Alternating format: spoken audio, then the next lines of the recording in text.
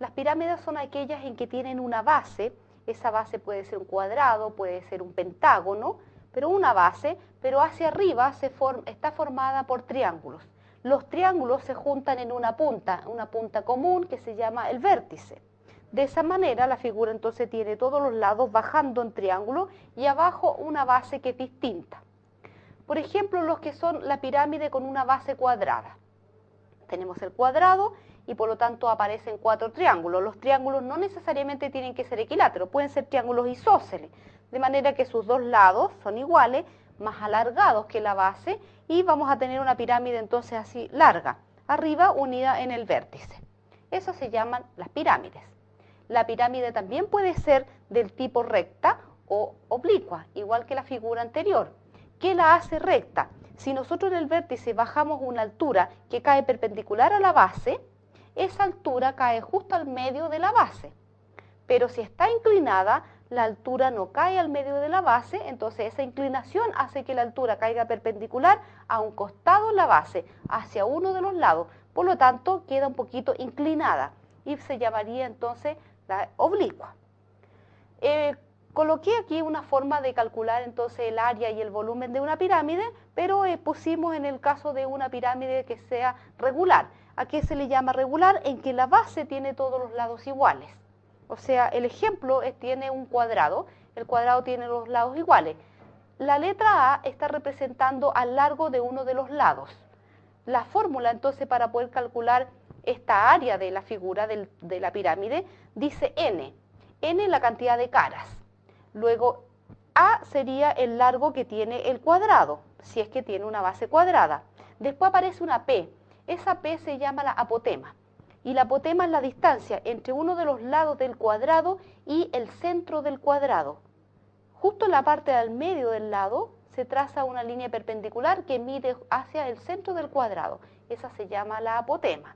Entonces hasta ahora llevamos A por N, H es la altura, partido por 2, y más el área de la base. Así estoy explicando cómo pueden calcular entonces el área de la figura que tiene forma de pirámide, y el volumen es un tercio del área de la base por la altura. Si el área de la base es un cuadrado, esa sería el área, un tercio de ella, por la altura, que la altura es la que mide desde el vértice hasta que cae a la base perpendicular. A esa la llamamos H. De esa forma entonces están calculando ahora el contenido que puede tener dentro de una pirámide, el volumen que se puede colocar dentro de una pirámide. No es muy fácil recordar la fórmula, pero si la necesitan ustedes la pueden encontrar en cualquier texto, abajo en el video aparece entonces la forma de cómo calcular ese tipo de volúmenes o el tipo de área. No es necesario que se la memoricen, pero sí que entiendan cómo se formó la figura. El cono. El cono es una de las segundas figuras que vamos a estudiar. Son conocidas, ¿no es cierto? Se formó girando triángulos. Supongan un triángulo rectángulo en que uno de los costados, uno de los catetos, lo estamos fijando como eje. Hacemos girar entonces el triángulo en 360 grados y me queda esta forma. Tiene cuerpo redondo y abajo se formó una circunferencia. Eso se llama un cono. Vamos a identificar algunas partes. De la circunferencia, dentro de ella aparece el radio. Hay que conocer la medida del radio, entonces esa la llamamos R. La altura es desde la punta del cono hasta que cae perpendicular a la base, en este caso a la circunferencia. Esa línea, que si la medimos, se llama altura y la denominamos como H. Pero si ustedes se fijan, aparece una G. ¿Quién es G? Se llama generatriz. Y la generatriz es la hipotenusa de este triángulo que se hizo girar. Si se fijan ustedes, entonces los costados, desde la punta donde está terminando el cono hasta llegar a la orilla de la circunferencia, esa línea de lado se llama la generatriz. Se puede medir. Por lo tanto, de esa forma nosotros vamos a calcular entonces ahora el área y también el volumen de ella usando la generatriz.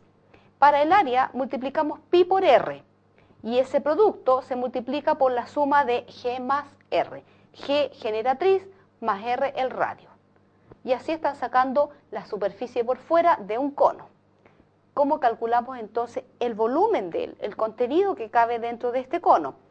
Es un tercio de pi r cuadrado por h, solo un tercio. Si nosotros nos acordamos de la fórmula de cómo se calculaba el volumen del cilindro, podemos ver que esto es un tercio del volumen del cilindro. ¿Cómo vamos a recordar esta forma? Imaginen que tenemos un cilindro y que el cono es un cono de helado. Si colocamos dos conos de helado hacia abajo, con las puntas hacia abajo, más uno al revés, me caben 3. Por lo tanto, el cilindro contiene 3 veces el volumen del cono. Entonces, el cono es un tercio del volumen de un cilindro. A ver si de esa forma recuerdan un poquitito la fórmula de uno de los dos. Uno está relacionado con el otro y nos puede servir esa relación.